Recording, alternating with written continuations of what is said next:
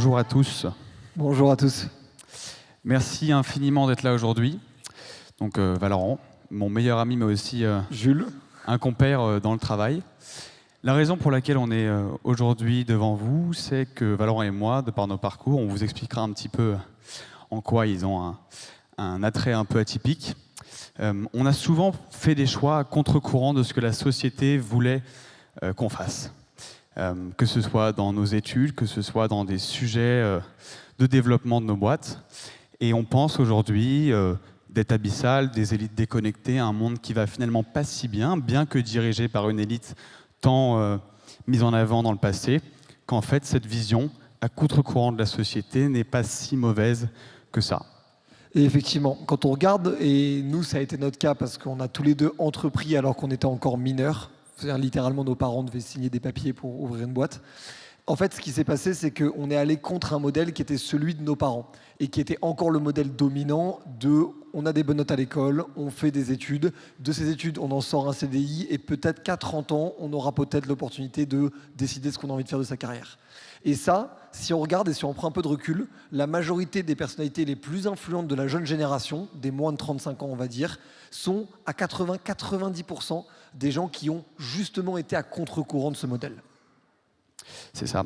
Ou des gens qui se sont plus intéressés au modèle qu'on leur avait un peu inculqué, à celui qu'on leur avait vendu. Typiquement, moi j'ai monté un réseau social de lycéens, parce que déjà, quand j'étais lycéen, je n'étais pas forcément celui qui prenait des bonnes notes en cours. Donc j'allais toujours voir ma voisine pour lui demander sa fiche mieux notée que la mienne, mais gentiment. Et deux, je me suis dit qu'il y avait aujourd'hui et hier une crise du décrochage scolaire très forte, des lycées qui parfois ne font pas cours, donc une fracture scolaire extrêmement forte, ça crée des lacunes pour beaucoup d'élèves, c'est une inégalité sociale extrêmement forte. Donc la ressource scolaire gratuite devait être disponible pour tous. Et pourtant, je n'étais pas le meilleur élève. Et aujourd'hui, notre but à nous sur Extra Student, c'est de faire en sorte que ces élèves partagent les cours évidemment, mais aussi et surtout qu'ils s'orientent efficacement. Et c'est plutôt paradoxal pour un élève qui n'a pas fait l'école. Donc c'est là qu'on se retrouve pas mal. Et en fait, ce qu'on peut repérer dans cette évolution de la mentalité des jeunes générations, c'est trois aspects. Le premier aspect, c'est l'aspect du principe de subsidiarité. C'est quelque chose qu'on a beaucoup perdu en France, mais qui consiste à se dire agissons à la plus petite échelle. Si jamais on veut réussir à faire en sorte qu'il y ait de l'orientation de meilleure qualité et des échanges de connaissances de meilleure qualité, demandons pas à l'éducation nationale de l'organiser. Demandons aux étudiants de s'auto-organiser. Pareil pour l'information, les médias et les débats que nous on fait au Crayon Groupe. La deuxième chose, c'est le sans permission. Beaucoup de gens ont attendu pendant longtemps d'avoir la permission de faire quelque chose, d'avoir la permission de lancer un projet, d'avoir la permission de poursuivre une passion. Et aujourd'hui, le résultat, c'est que les personnes qui ont le plus émergé dans la jeune génération sont des personnes qui n'ont pas demandé cette permission. Et la troisième chose, c'est une vision très radicale, entre guillemets, du futur. Radicale dans le sens d'accepter que les gens ne le verront peut-être pas tout de suite, ils ne le verront même pas, peut-être pas avant longtemps, mais si vous êtes convaincu que le futur que vous croyez être le bon va advenir, il faut parier dessus. C'est vrai pour les jeux vidéo, c'est vrai pour les crypto-monnaies, c'est vrai pour les réseaux sociaux, c'est vrai pour tout un tas de domaines où on se moquait il y a 5 ans, il y a 10 ans, il y a 15 ans, que les gens se mettent dessus et qu'aujourd'hui, ces gens-là sortent grandis de ces paris-là. Et le danger, c'est que c'est vrai aussi pour la politique. On l'a vu il y a 5, 10, 15 ans déjà. Au moment de la première élection de Donald Trump, beaucoup d'experts, à l'époque d'élus américains disaient « Non mais ça ne se passera jamais, Donald Trump ne parle à personne, son électorat est minime, il ne sera jamais élu. » Résultat, quelques mois après, il était élu, il était président de la première puissance mondiale. Et il y a quelques mois, le même scénario s'est déroulé. On nous a dit sur tous les médias français, tous nos experts, bien évidemment, qui nous font l'homélie chaque matin, vous comprenez, Donald Trump est un danger pour la démocratie, il ne sera jamais élu. Résultat, énorme raclée sur Kamala Harris, il gagne la Chambre, il gagne le Sénat. Donc tous ces gens qui construisent dans le secret, bon, pour le coup, Donald Trump, c'est pas vraiment un constructeur du secret, mais il est plutôt assez bruyant même, mais tous ces gens qui construisent à contre-courant, en fait, malheureusement pour d'autres, et au dépit d'un système pour moi qui doit quand même trouver du sens et aider ceux dans le besoin et en fait faire avancer la société. Il y a des systèmes qui se construisent à contre-courant et qui commencent à gagner du terrain. Nous, ce qu'on dit, c'est pas que ces systèmes-là sont des systèmes qui vont, grâce à leur père ou à leur exécution, sauver le monde. On dit qu'il faut les entendre, on dit qu'il faut les considérer, on dit qu'il faut les écouter, regarder ce qu'ils font pour mieux apprendre à composer pour demain. Complètement, parce que ce qu'on a vu sur ces leaders d'opinion, ces leaders de la jeune génération dont vous parlez, qui sont allés à contre-courant, c'est aussi les représentants de toutes les voix à contre-courant qu'on n'entend pas. Et c'est ces voix qu'on n'entend pas que nous, on a envie de demander aux gens, aux responsables politiques, aux responsables de la culture, aux responsables économiques d'écouter. Parce qu'en fait, c'est en étant sourd devant ces plaintes, c'est en étant sourd devant ces revendications de différentes personnes qu'on fait monter la défiance, et par le fait de faire monter la défiance, qu'on crée une crainte et une dissension envers les Français entre eux.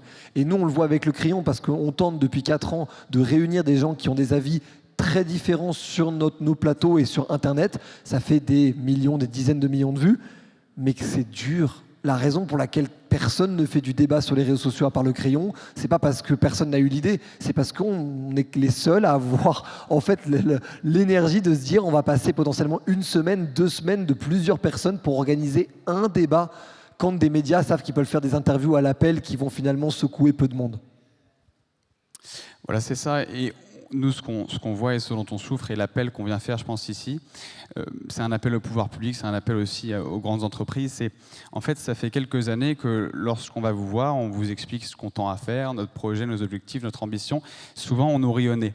Donc au début, ça nous met dans une situation un peu embarrassante parce qu'on n'a pas d'argent, on n'a pas de moyens, on n'a pas de réseau.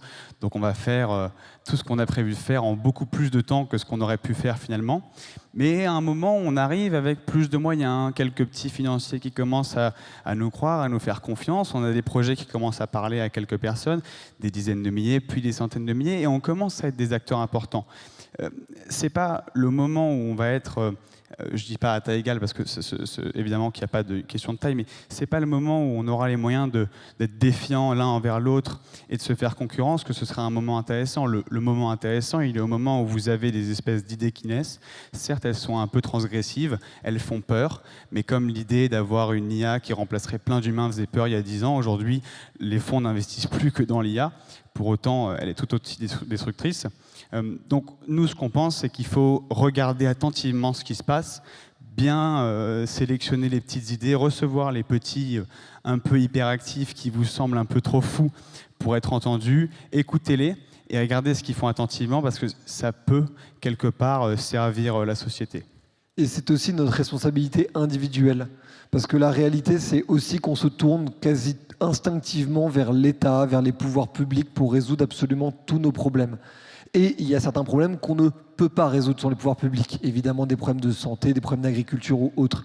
Mais le nombre de choses qu'on peut quotidiennement faire en s'auto-organisant, en ayant des élans de solidarité, en créant nos propres structures, qu'elles soient associatives ou entrepreneuriales, sur le territoire. C'est aujourd'hui le fait qu'on regarde et qu'on voit en son voisin une solution plutôt que de demander à l'État de résoudre un problème, qu'on va réussir à créer un pays ultra dynamique, ultra étoffé sur tout le territoire et qu'on va pouvoir créer de réelles belles histoires. Et c'est nous, dans ces belles histoires, qu'on a envie de croire. On a envie de croire que penser la société à contre-courant, c'est d'abord et avant tout se dire que c'est à nous et à notre voisin d'avoir la responsabilité de ce qui s'y passe, plutôt que constamment penser que c'est une voix dans une urne tous les 5 ans qui va avoir la moindre différence, quand il est clair que depuis qu'on est né, ça n'a pas eu la moindre. Voilà, alors le message final, c'est pas de dire écoutez, on va tout faire dans le privé de notre côté et aller à contre-courant du politique. Non, ce serait trop bête en fait, l'idée d'une société qui marche et d'une société qui compose avec les forces vives qui souhaitent construire. Mais l'idée finale, c'est de dire à tous ceux qui veulent construire, si tous les messages que vous faites passer sur nos beaux plateaux télé sont des messages auxquels vous croyez vraiment, alors recevez tous ceux qui veulent faire, tous ceux qui veulent construire, qui sont des faiseurs, des rêveurs et non pas juste des beaux parleurs. Et construisez la société de demain avec tous ceux qui... Avec toutes les bonnes volontés, et donnez-vous du mal parce que c'est à chacun, et notre pays est devant nous, c'est à nous de le construire. C'est pas à nous d'attendre que des gens le fassent à notre place. Merci beaucoup.